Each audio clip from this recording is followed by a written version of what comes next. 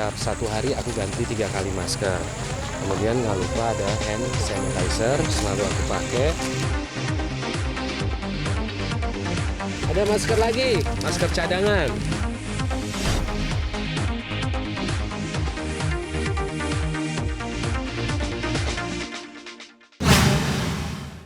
Jadi di masa pandemi ini aku tetap beraktivitas, bekerja, syuting, tapi kegiatannya itu dilakukan di luar Jakarta karena di Jakarta itu masih ada yang namanya PSBB. Nah, tapi di masa pandemi ini kalau ditanya apakah aku was-was, sangat deg-degan sekali ya karena memang pandemi di Indonesia itu sudah semakin meluas. Jumlah orang yang terkena itu juga dampaknya semakin banyak. Tetapi di sisi lain kita juga harus memperhatikan faktor ekonomi. Karena kalau misalnya kita tidak menunjang perekonomian, otomatis juga kita akan kesulitan mencari uang, kita akan kesulitan mencari makanan bergizi, dan itu bisa menurunkan kesehatan. Apalagi jangan sampai stres. Karena di sini lagi nggak rame, aku copot dulu ya maskernya. Oke, ini adalah isi di dalam tasku. Yang pasti masker, karena katanya sekarang tidak boleh menggunakan bahan scuba. Akhirnya aku tidak menggunakan kain lagi, tapi seperti ini maskerku. Tuh, ada banyak. Tiap 1 hari aku ganti 3 kali masker. Kemudian nggak lupa ada hand sanitizer, selalu aku pakai. Terus apa lagi ya?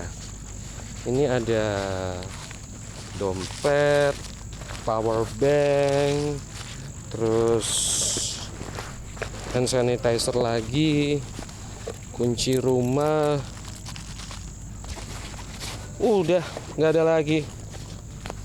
Yang satunya lagi ini vitamin, terus udah kosong, nggak ada apa-apa lagi. Udah semuanya ya. Ini maskernya aku kembalikan, hand sanitizer-nya juga ada 2 karena kecil-kecil. Tuh, ada 2 hand sanitizer-nya. Jadi kalau kehabisan masih punya 1 lagi. Oke. Oh iya, masih ada console box lagi. Mau lihat ya? Boleh. Nih.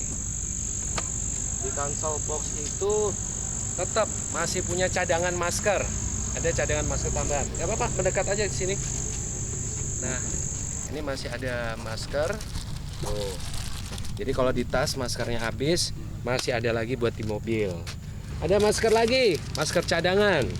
Jadi aku sangat safety dalam bekerja di situasi COVID seperti ini. Tadi hand sanitizer ada 2, ini sekarang tambahan lagi 3. Terus kemudian buku-buku panduan yang memang layak harus ada di mobil.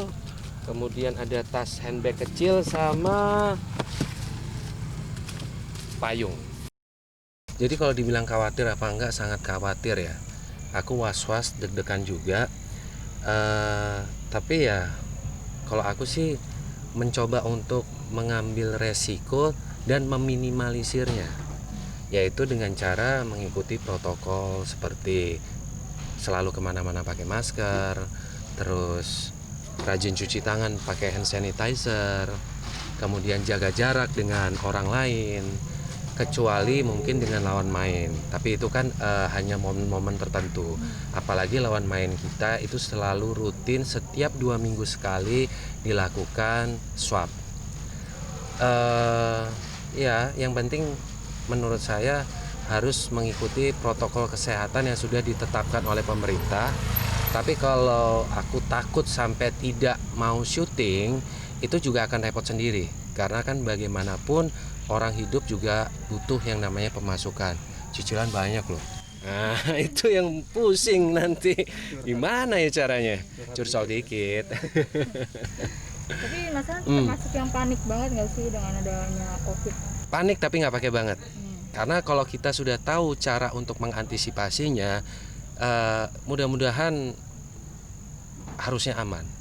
Gitu. Yang penting ikutin aja protokol kesehatan. Toh pemerintah juga menerapkan orang masih boleh bekerja, tetapi tetap mengikuti protokol kesehatan yang ada.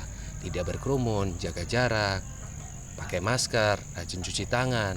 Kalau tidak bisa ya pakai hand sanitizer.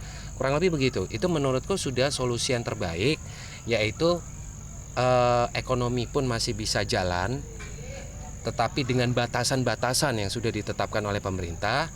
Yang kedua, angka COVID yang semakin meningkat itu bisa ditekan dengan adanya kelanjutan PSBB.